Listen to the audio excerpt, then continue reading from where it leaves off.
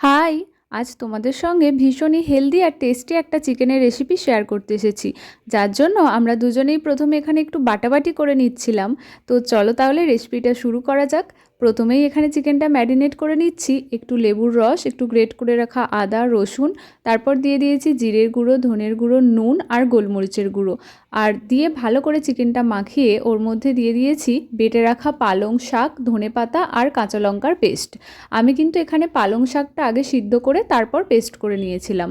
এবার হচ্ছে রান্নার পালা। প্রথমেই কড়াইতে একটু সাদা তেল দিয়ে ওর মধ্যে দিয়ে দিয়েছি গোটা গরম মশলা আর অল্প একটু পেঁয়াজ কুচি। পেঁয়াজটাকে একটু ভালো করে ভাজা ভাজা করে নিয়ে ওর মধ্যে ম্যারিনেট করে রাখা চিকেনটা দিয়ে ভালো করে বেশ কিছুক্ষণ নাড়াচাড়া করে সামান্য পরিমাণে জল দিয়ে ঢাকা চাপা দিয়ে দিয়েছি, যাতে চিকেনটা সিদ্ধ হয়ে যায় আর মশলাগুলো কষে যায়। এরপর মশলা কষে আসলে ওর মধ্যে দিয়ে দিয়েছি বেটে রাখা ধনেপাতা, পালং শাক আর কাঁচা লঙ্কার পেস্ট। আর তোমরা কিন্তু অবশ্যই চিকেনটাকে ম্যারিনেট করে 1.5 থেকে 2 ঘন্টা রেখে দিও। তো তারপর আর কি সামান্য পরিমাণে একটু জল দিয়ে চিকেনটাকে ফুটিয়ে নিলেই রেডি আমাদের পালং চিকেন। বিশ্বাস করো, খেতে কিন্তু অসাধারণ হয়েছিল। তোমরা অবশ্যই একবার বাড়িতে বানিয়ে দেখো। আর ভিডিওটা ভালো লাগলে লাইক আর সাবস্ক্রাইব